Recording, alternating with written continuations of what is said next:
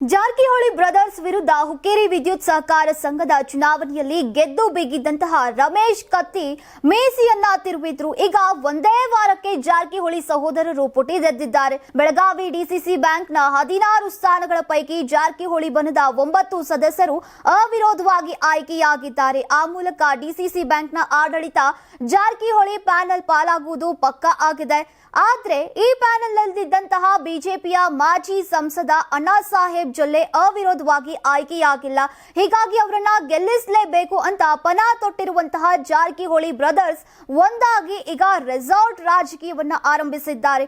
DCC bank ಚುನಾವಣೆಯಲ್ಲಿ ಬಿಜೆಪಿಯ ಮಾಜಿ ಸಂಸದ ಅಣ್ಣಾ ಸಾಹೇಬ್ ಜೊಲ್ಲೆ ಗೆಲುವಿಗಾಗಿ ಜಾರಕಿಹೊಳಿ ಬ್ರದರ್ಸ್ ಒಂದಾಗಿದ್ದಾರೆ. ಇದಕ್ಕೆ ಪೂರಕ ಎಂಬಂತೆ ಈಗ ಸಚಿವ ಸತೀಶ್ ಜಾರಕಿಹೊಳಿ, ರಮೇಶ್ ಜಾರಕಿಹೊಳಿ ಹಾಗೂ ಬಾಲಚಂದ್ರ ಜಾರಕಿಹೊಳಿ ಮೂವರು ಒಂದೇ ಹೋಟೆಲ್ನಲ್ಲಿ ಗೌಪ್ಯ ಸಭೆಯನ್ನ ನಡೆಸಿ ಈಗ ರಾಜಕೀಯ ತಂತ್ರವನ್ನ ರೂಪಿಸಿದ್ದಾರೆ.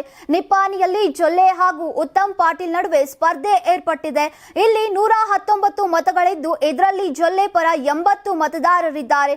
ಇಷ್ಟಾದ್ರೂ ಕೂಡ ಕೊನೆ ಕ್ಷಣದಲ್ಲಿ ಏನ್ ಬೇಕಾದ್ರೂ ಆಗಬಹುದು ಎಂಬ ಆತಂಕ ಇದೆ. ಹೀಗಾಗಿ ಮತದಾರರನ್ನ ಗೋವಾ, ಅಯೋಧ್ಯೆ ಹಾಗೂ ಪಂಡರಾಪುರಕ್ಕೆ ಟ್ರಿಪ್ ಕಳುಹಿಸಲಾಗಿದೆ. ಈ ರೆಸಾರ್ಟ್ ರಾಜಕೀಯ ನಿಪ್ಪಾಣಿ, ಅಥಣಿ, ಹುಕ್ಕೇರಿ, ಕಿತ್ತೂರು, ಬೈಲಹೊಂಗಲ್, ರಾಮದುರ್ಗ, ರಾಯಬಾಗಕ್ಕೂ ಹಬ್ಬಿದೆ. ಇನ್ನು ಲಕ್ಷ್ಮಣ್ ಸವದಿ ಅವಿರೋಧ ಆಯ್ಕೆ ಆಗಿರುವುದು ಶಾಸಕ ರಾಜು ಕಾಗೇರಿ ಅಸಮಾಧಾನಕ್ಕೆ ಕಾರಣವಾಗಿದೆ.